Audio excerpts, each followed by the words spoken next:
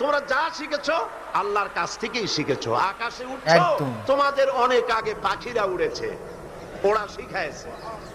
মানুষ তো ভালো, বিজ্ঞান শিখতে হয়, চলুন আমার সাথে মৌমাছির কাছে। দেখেন মৌমাছি কত বিজ্ঞান জানে।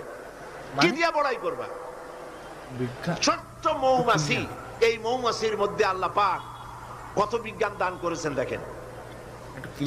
আল্লাহ রাব্বুল আলামিন বলেন, ওয়া আওহা রাব্বুকা ইলান নাহল আন ইত্তাখিযি মিনাল জিবালি বুয়ুতাও ওয়া আশ-শাজরি ওয়া মিম্মা ইয়ারুশুন।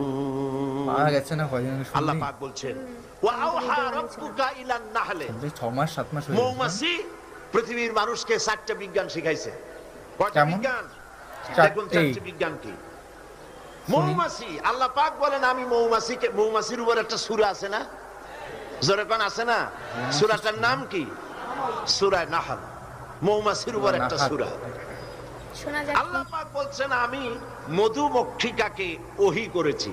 তার মানে এই নয় যে মৌমাছির কাছে জিবরাইল পাঠাইছি। ওহী যখন নবীর ক্ষেত্রে ওহী শব্দ আসে, তার অর্থ হলো প্রত্যাদেশ। জিবরাইলের মারফতে আল্লাহ পাক ওহী পাঠান। আর যখন এই ওহী অন্য কোথাও আল্লাহ ব্যবহার করেন, তার অর্থ হয় গোপন সূক্ষ্ম ইঙ্গিত। যেমন মুসা আলাইহিস সালামের মাকে আল্লাহ পাক ওহী করেছিলেন, এখানে জিবরাইল পাঠান নাই, ইলকা করে দিয়েছিলেন। মৌমাছিকেও তার মনের মধ্যে গোপন ভাবে সূক্ষ্ম ইঙ্গিত আল্লাহ দিয়েছেন কি, আত্তাখিজি মিনাল জিবালি বুয়ুতা, পাহাড়ে বাসা বানাও, ঘর বানাও পাহাড়ে পর্বতে। যেহেতু মধু হলো একটা মেডিসিন, মধু কি? এই মেডিসিনটা কে বানিয়েছে? আল্লাহ পাকের নির্দেশে। কে বানালো? মৌমাছি বানালো। কাজে এই মেডিসিনটা দিয়ে শুধুমাত্র গাছপালা যে দেশে আছে সেই দেশের মানুষ উপকৃত হোক, তাহলে তো সারা পৃথিবীর মানুষ পাবে না আল্লাহর এই ওষুধ। এই জন্য মৌমাছিকে বলা হচ্ছে পাহাড়ে বানাও। পাহাড় হয় মরুভূমির ভিতরে বেশি হয়, এই পাহাড়ের গায়ে গিয়ে চাক বানাও। ওয়ামিনা শাজারে, আর গাছে চাক বানাও। ওয়ামিম্মা ইয়ারিশুন, আর বিল্ডিং এর কার্নিশের তলায় গিয়া চাক বানাও। ইচ্ছা করে না, এই 3 জায়গায় চাক বানাও। এই 3 জায়গায় চাক বানাতে গিয়ে মৌমাছি 4টা বিজ্ঞান দেখাইলো। হচ্ছে কেমিস্ট্রি, অথচ মৌমাছি কোন সায়েন্স ল্যাবরেটরিতে পড়াশোনা করে নাই। কথা ঠিক কিনা? একদম। তার কেমিস্ট্রিটা কি? কার্নিশের নিচে বিল্ডিং এর গায়ের সাথে লাগানো মৌচাক আপনারা দেখছেন কিনা? কোন এটা ঝুলে থাকে, ঝুলন্ত অবস্থায় থাকে। একটা পরিপক্ক ঝুলন্ত মৌচাকে কম করে হলো, সব থেকে বেশি যা শুনেছি, আধা মণ থেকে 35 কেজি, 30-35 কেজি পর্যন্ত ওজন হয়, এত মধু থাকে। এখন এই মধুটা ঝুলে আছে। এটা ঝোলাবার জন্য তার কাছে কোনো সুপার গ্লু ছিল না, কোনো আটা ছিল না। সত্যি তাই, আমি ভেবে অবাক। তাকে এমন আটা শিক্ষা দিয়েছেন যে আটা লাগায় দিয়েছে, লাগাবার পর মৌমাছি সেখানে মধু দিয়া 20 কেজি, 30 কেজি, 35 কেজি পর্যন্ত হইল, অথচ ছিঁড়ে পড়লো না। ঠিক কিনা বলেন? মৌচাক কার্নিশ থেকে ছিঁড়ে পড়ে গেছে, এরকম দেখা গেছে নাকি? না।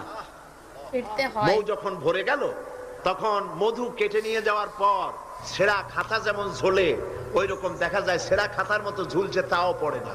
6 মাস 1 বছর পর্যন্ত লেগে থাকে। ছোট্ট মৌমাছিকে এই আটা জাতীয় কেমিস্ট্রি কে শিখাইলো? এই বিজ্ঞান কে তারে শিক্ষা দিল? সুবহানাল্লাহ। এরপরে দেখুন মৌমাছির দ্বিতীয় বিজ্ঞান, ইঞ্জিনিয়ারিং টেকনোলজি। মৌমাছি বাসা বানালো, সেই বাসা 6 কোণ বিশিষ্ট চেম্বার, এক একটা চেম্বার 6টা কোণ। লক্ষ্য করে দেখবেন, সমান মাপের কোণ বিশিষ্ট চেম্বার তৈরি করে লক্ষ চেম্বার। অথচ তার কাছে জ্যামিতি বক্স ছিল না, তার কাছে মেশিন মাপ করে সুন্দর করে এটাকে এভাবে সাজায়া এই মৌমাছি ভিতরে মৌ ঢুকাইয়া আবার চেম্বারগুলির মুখ আটকায় দিল, যেন ফোটা ফোটা হইয়া যা সে সঞ্চয় করেছিল তা যেন পড়ে না যায়। এই যে বাসা বানাইলো, এটা হলো তার ইঞ্জিনিয়ারিং টেকনোলজি। এই টেকনোলজি আরো যদি দেখতে চান, বাবুই পাখির কাছে যান। বাবুই পাখিরে ডাকি বলিছে চড়াই, কুড়ে ঘরে থেকে করো শিল্পের বড়াই। যদিও বাবুই পাখি, চড়ুই পাখি বাবুই পাখিকে এটা বলেছে, আসলে শিল্পের বড়াই করার মতো। এই যে চতুর্দিক থেকে পাতাগুলি ছিঁড়ে এনে যে বাসা বাবুই পাখি বানালো, আগেই কোন সুবহানাল্লাহ। এই বাসা শুধু বাসা নয়, এর মধ্যে বেডরুম আছে, এর মধ্যে ডাইনিং রুম আছে, মাস্টার বেডরুম আছে, শুধু টয়লেট নাই। নিচ দিয়ে ঢুকবে, আবার ব্যাকডোর দিয়ে নিচের থেকে আক্রান্ত হলে ব্যাকডোর দিয়ে পালাবার ব্যবস্থাও আছে। ও তাই? বাসার ভেতরে দরজা সিক্রেট কোনো আছে, বিদ্যুৎ লাইন মানে পিডিবি একদিক দিয়ে সাপটা ঢুকলে আরেক দিক দিয়ে বের হতে কেউ পারবে। লাইন দেয় নাই, ফলে বেচারা অন্ধকারে তারা স্বামী স্ত্রী কনজুগাল লাইফ লিড করবে কি করে। সেজন্য ওর মাথার মধ্যে আল্লাহ এমন বুদ্ধি দিলেন, কিছু কাদা এনে বাসার ভেতরে কাদা লাগিয়ে জোনাকি পোকা 5-6টা ধরে এনে মাথা ভিতরে ঢুকায়া পাছা বাইর করে দিয়ে রেখেছে। অটোমেটিক জিরো পাওয়ারের বাল্ব তৈরি হয়ে গেছে। Wow wow, just wow. কি শোনালো? ইঞ্জিনিয়ারিং টেকনোলজি আর কারে বলে? আমার দেশের ইঞ্জিনিয়ার যারা আছেন, এই রকমের বাসা বানানো তো দূরের কথা, ভালো করে এই বাসাটা খুলুন তো দেখি, বুঝবো আপনি কেমন খুলতে পারেন। খুলতেই পারবেন না, বুনানো তো দূরের কথা। এটা গেল 2 নম্বর টেকনোলজি। এরপরে হলো মেডিকেল সায়েন্স, চিকিৎসা বিজ্ঞান।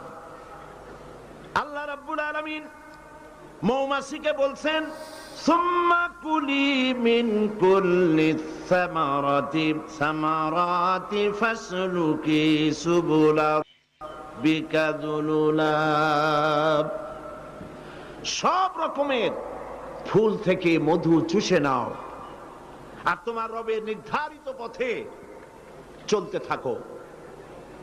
সব রকমের ফুল থেকে মধু আহরণ করে মৌমাছি আহরণ করে এক জায়গায় রাখলো, পয়জন হলো না।